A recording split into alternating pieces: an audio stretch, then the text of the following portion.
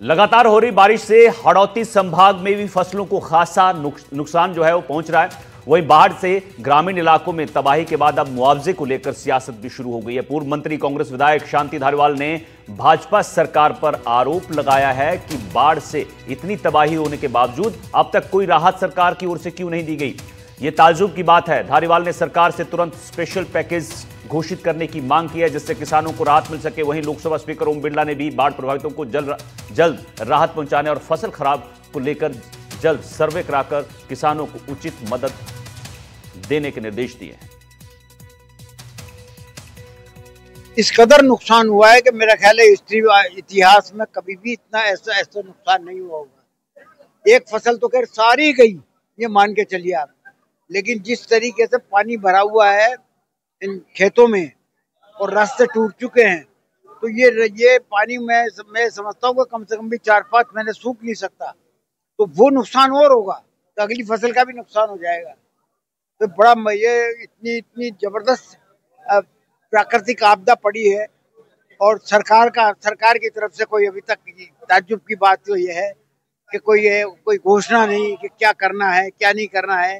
कोटा बूंदी संसदीय क्षेत्र मेरा परिवार है और जब परिवार में आता है तो लोगों की बातें भी सुनते हैं, उनके अभाव कठिनाई चुनौतियों को सुनते हैं और उन अभाव कठिनाई चुनौतियों का समाधान का रास्ता भी निकालते हैं। अभी इस क्षेत्र के अंदर अतिवृष्टि के कारण और जल भराव के कारण कई इलाकों के अंदर बड़ा नुकसान हुआ है।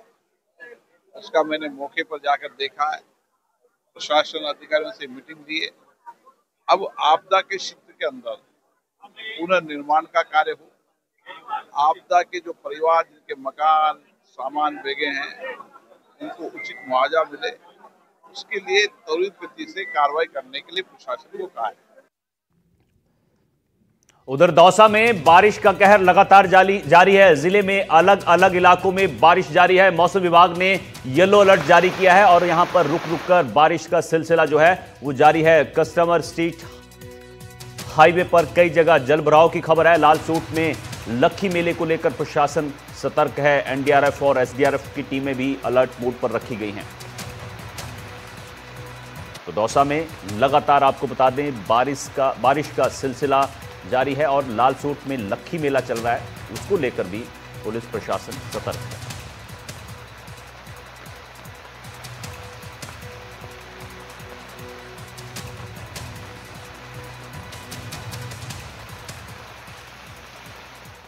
चलिए अब सीधे जयपुर का रुख करते हैं। विधानसभा सत्र चल रहा है, जोगाराम पटेल कुछ कह रहे हैं, सुनते हैं। जिन्होंने 5 साल तक अपने कार्यकाल के दौरान जनता का कोई कार्य नहीं किया, जिनके पास जनता से संबंधित कोई मुद्दे नहीं हैं, जिनका आपस में एकता नहीं है और जिनके निर्देश पर जो सदन से अदृश्य है, जिनके निर्देश पर इस तरह से कार्रवाई की जाती है, वो न केवल निंदनीय है बल्कि सदन की गरिमा को हमेशा हमेशा तार करने वाली गिनी जाएगी।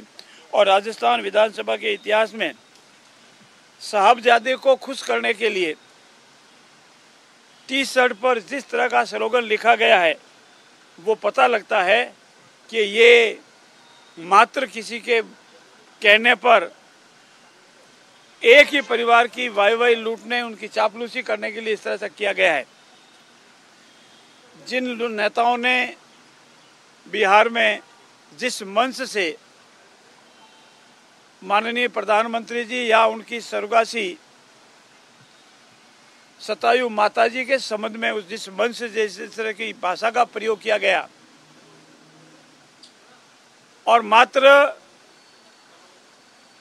उनकी जो तथाकथित वोट चोर की यात्रा है और जिस कांग्रेस ने पूरे अपने कार्यकाल के दौरान इसी काम को किया, वो हमारे इस तरह का आरोप लगा रहे हैं। स्वायत्त शासित संस्थाओं पर इस तरह के आरोप लगाना न केवल निंदनीय है बल्कि घृणित भी है। मेरा ये भी मानना है कि कांग्रेस की संस्कृति बन गई है कि विघ्न डालो, हल्ला करो और भाग जाओ। किसी मुद्दे पर कोई मुद्दा रखना नहीं, विकास का मुद्दा नहीं रखना और मात्र हो हल्ला करना। और जिस तरह की गाली गलौज मंच से की जा रही, जैसी कांग्रेस की परंपराएं बन रही है, वो इस लोकतंत्र के इतिहास में ठीक नहीं है, ऐसा भी मेरा मानना है। और मैं ये भी मानता हूं कि राजस्थान में बंसीवाले की कृपा है और आप सब इसके साक्षी हैं। अभी तो बात पूरी होने दे भैया, तो वो भी तेरे बात का जवाब है कि बात पूरी होने के बाद इस बंसीवाले की कृपा के बीच में ऐसा ही नहीं आनी चाहिए।